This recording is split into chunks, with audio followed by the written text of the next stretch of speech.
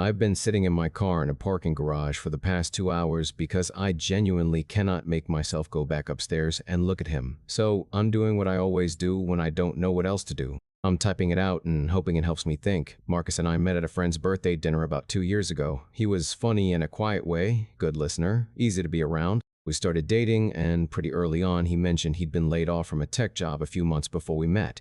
He wasn't dramatic about it. He said he was picking up freelance work, staying lean, figuring out his next move. I thought that was reasonable. I was 31 years old. I had been through uncertain periods. I didn't judge it for a single second. I'm a nurse. I work long shifts, sometimes doubles, and I make decent money. Not life-changing money. Decent.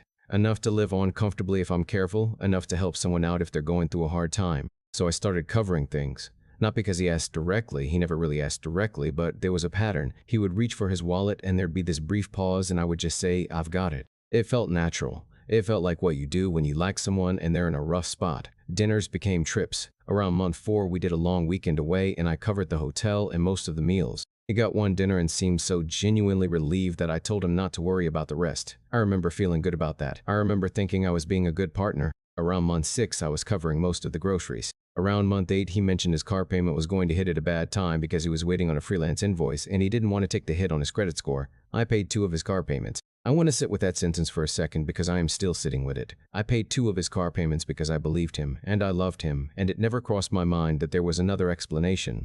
His birthday was around month 8. I planned a 4-day trip to a cabin upstate. I put it on a credit card because I wanted it to be special, and I was a little short that month from everything else I'd been covering. I finished paying that card off about 4 months ago. I remember the month I finally cleared it and feeling this small sense of relief. He got part-time work at a bike shop around month 9. He started chipping in here and there, maybe $50 toward groceries, occasionally picking up the tab at a cheap place. I was proud of him in this way that makes me want to disappear now when I think about it. At the 1-year mark, we decided to move in together. The lease is in my name because his credit was still recovering. He contributed to a rug and a set of bath towels and made a joke about finally pulling his weight around the place. I laughed. I genuinely laughed because I thought he was being self-aware and a little sweet about it. I was not reading the situation correctly. Last Saturday was his dad's birthday. His parents have a house, that is, and I want to be precise, very nice, large, well-maintained, clearly expensive. I'd only been there once before and I filed it the way I always did. Some parents do well. That doesn't mean anything about the kids. Move on. At the party, his aunt found me in the kitchen.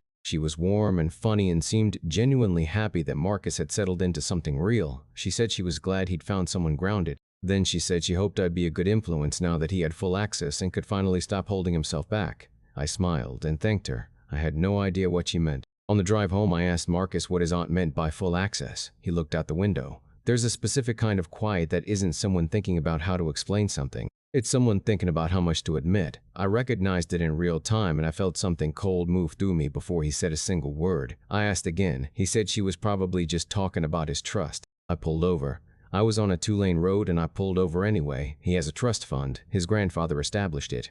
Marcus received full access when he turned 25. He turned 25 4 months into our relationship. I am not going to write out the exact number. I typed it once and deleted it because seeing it written made the parking lot tilt. I will say it is more than I will earn in the next 10 to 12 years of my nursing career.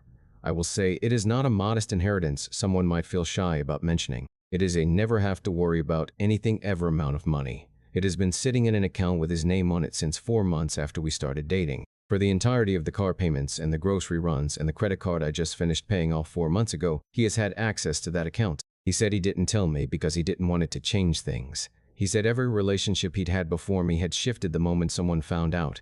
People started treating him differently. He said he was exhausted by it. He said I was the first person who ever just liked him as a regular person and he didn't want to lose that. I asked him if it ever occurred to him that letting me cover our entire life together while he had that money sitting in an account was also a choice, that it was also something that changed things. He said he never framed it that way to himself. He said he was going to tell me when the time felt right. I asked him when the time was going to feel right. He had no answer for that. I thought about the birthday trip. I thought about putting it on a card because I wanted to do something nice for him. I thought about the week my car needed an $800 repair and I was quietly stressed about it for days, and he sat next to me on the couch and rubbed my back and said it would work out. He said those exact words, "It'll work out," while he was managing a trust fund. I thought about the nights I'd come home after a 12-hour shift, exhausted, and still be the one checking the bank account and moving money around to make sure everything cleared.